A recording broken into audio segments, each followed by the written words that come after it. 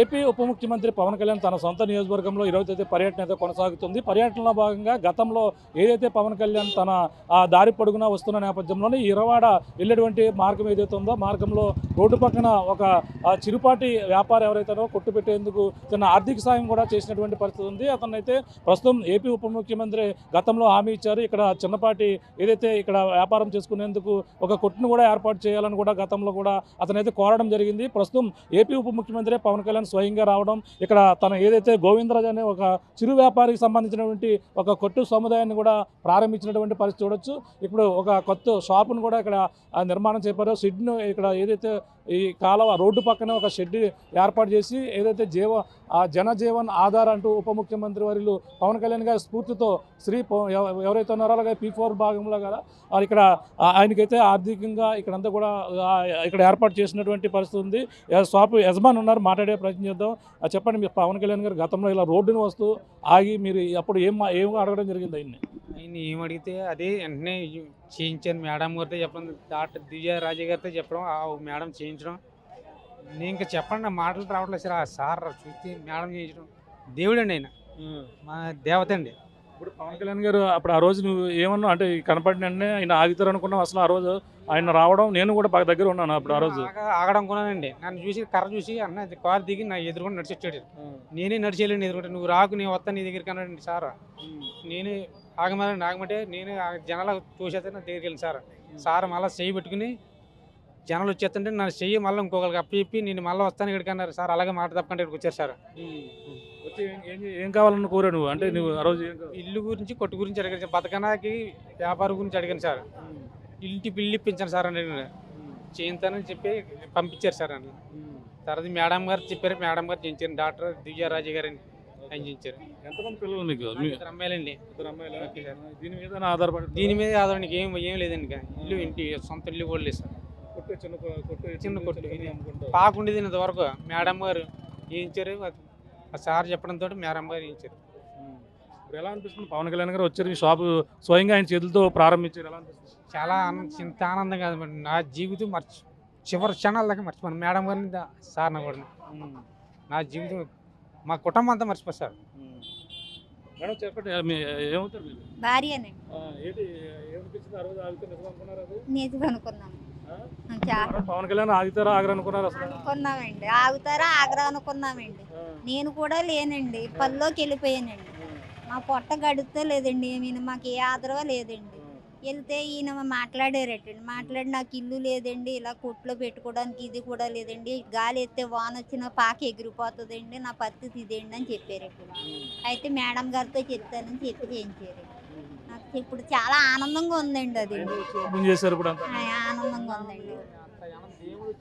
దేవుడు వచ్చినట్టు మాకు చూస్తున్నా అక్కడ ఒక చిరు వ్యాపారి యొక్క ఆశ కూడా నెరవేర్చారు పవన్ కళ్యాణ్. అంతేకాకుండా ఈ యొక్క షాపుని షెడ్ని నిర్మాణం చేసేందుకు షీ ఫౌండేషన్ ద్వారా అలాగే P4 కార్యక్రమంలో బుర్రా దివ్యరాజు గారు కూడా ఇక్కడ ఉన్నారు, మాట్లాడదాం. కానీ చెప్పండి, ఏంటి పవన్ కళ్యాణ్ గారు గతంలో ఒక ఇలా వచ్చి మార్గ మధ్యలో ఆగారు, అతనికి హామీ ఇచ్చారు, ప్రకారంగా మీరు ఏం చేశారు? నేను ఒక జనసేన వీర మహిళగా మా నాయకుడి యొక్క ఆశీస్సుల్ని ముందుకు తీసుకెళ్ళడానికి నాకు చాలా ఆనందం అనిపిస్తుంది. ఈ అవకాశం కూడా నాకు కలిగినందుకు నేను P4 ద్వారా ఆల్రెడీ ఇక్కడ విలేజెస్ అడాప్ట్ చేసుకున్నాను మా P4 టీంతో. సో అఫీషియల్గా ఆయన ఆఫీస్ నుంచి P4 నుంచి రిక్వెస్ట్ రావడంతో నేను ఇది టేకప్ చేయాలని నిర్ణయించుకొని చేశాను. అంటే ఇప్పుడు గతంలో కలిసిరని మీకు తెలిసిన ఐడియా వచ్చిందండి అప్పుడు? నేను మొన్న నాకు ఆఫీస్ నుంచి ఇంతకుముందు లాస్ట్ మంత్ వచ్చినప్పుడు కాల్ వచ్చిందండి P4 నుంచి, plus deputy CM sir office నుంచి వచ్చింది, ఇట్లా మీరు సోషల్ వెల్ఫేర్లో చేయండి అనేసి. సో ఒకసారి విజిట్ చేయడం జరిగింది. అప్పుడు మొత్తం పాక ఉంది, ఏం లేదు వీళ్ళకి, అండ్ ఆ పక్కన ఆయనకి కూడా ఏమీ లేదు. సో యాక్చువల్గా ఈయనతో ఫస్ట్ స్టార్ట్ చేస్తే ఆయన కూడా నాకు కూడా చేయండి అని రిక్వెస్ట్ చేస్తారు. ఇద్దరు హ్యాండిక్యాప్ పీపులే, సో ఇద్దరికి కంబైన్డ్గా చేయడం జరిగింది. ఒక షాప్తో మొదలుపెట్టి 2 షాపులు. సామాన్యుల కోరిక ఆయన ఏది కోరుకుంటే సామాన్యులు అది ఇట్టే ఆయన ముందు సార్ వచ్చినప్పుడు అవుతుందా లేదా అనుకున్నారు, ఆయన రాగానే ఇదంతా కూడా నెరవేరింది. ఏమనుకోవాలంటే పిఠాపురంలో నియోజకవర్గంలో సామాన్యులు అందరూ ఆశలు నెరవేరుస్తారా? నేను ఒక కార్యకర్తగా, నేను ఒక వీర మహిళగా అండ్ ఆయన ఫాలోవర్గా నేను ఒకటైతే బాగా అబ్జర్వ్ చేశాను, ఆయన ఏ చిన్న విషయాన్ని మర్చిపోరు. ప్రతిదీ ఆయన ఎస్పెషలీ ప్రజాసేవ అయినా కానీ పేద ప్రజలకు సంబంధించిన విషయం అయితే ఆయన ఖచ్చితంగా నోటెడ్గా గుర్తుంచుకుంటారు. కానీ కరెక్ట్ టైంలో ఎలా ఇంప్లిమెంట్ చేయాలో ఆలోచిస్తారు. ఎందుకంటే ఆయనకి ఇప్పుడు ఇంకా వాస్ట్ వర్క్ ఉంది ఆయనకి, ఇండియా పట్ల ఇంకా డెవలప్మెంటల్ వర్క్స్ పట్ల ఇవన్నీ కూడా చాలా పనులు ఉన్నాయి. కాబట్టి మాలాంటి కార్యకర్తలు ఆయన యొక్క విజన్ని ముందుకు తీసుకెళ్ళడానికి మాకు చాలా ఆనందంగా ఉంది. ఇది చూడొచ్చు, ఒక షాప్ ఇక్కడ పవన్ కళ్యాణ్ ఫోటోతో పాటు మొత్తం అంతా కూడా చాలా ఇక్కడ షాప్ మొత్తం అంతా కూడా ఏర్పాటు చేసిన నేపథ్యంలో ఇక్కడంతా కూడా ఉప ముఖ్యమంత్రి గారి ఫోటో కూడా అక్కడ ఏర్పాటు చేశారు. ఈ యొక్క షాపుతో పాటు మరొక షాపు ఎవరైతే ఇప్పుడు ఫౌండర్ ఎవరైనా డోనరో ఆమె కూడా ఇక్కడ షాపు కూడా ఏర్పాటు చేసినటువంటి పరిస్థితి ఉంది. చెప్పండి, ఏంటి ఇక్కడ పవన్ కళ్యాణ్ గారు మీకు ఏమి చేశారు? అదే మాకు ఇలా వెళ్తా మమ్మల్ని గుర్తించండి, మాకు షెడ్లు వేయించి ఇచ్చారండి. దానిలో మా భాగంగా మా దివ్య మేడం గారు కూడా దగ్గరుండి పనులు పూర్తి చేసి పెట్టారండి. ఎప్పటికప్పుడు సంవత్సరానికి ఒకసారి వేసుకుంటే పడిపోతున్నాయి మా పాకలో. ఆ పాకలు మమ్మల్ని నిలబెట్టి మమ్మల్ని ఎమ్మెల్యే గారు వచ్చిన వాళ్ళు చాలామంది గెలిచిన తర్వాత మమ్మల్ని గుర్తించే వాళ్ళు ఎవరు లేరండి. గెలిచిన తర్వాత కూడా వచ్చి మాలాంటి పేదవాళ్ళ దగ్గర రావాల్సిన ఈయన వచ్చి మమ్మల్ని చూసి చేశారు సార్. ఏ వ్యాపారం చేస్తుంటారు కదా? పొత్తుల వ్యాపారం సార్, జొన్న పొత్తుల వ్యాపారం అంతే అండి. ఆయన వచ్చారు, స్వయంగా మాట్లాడారా మీతో?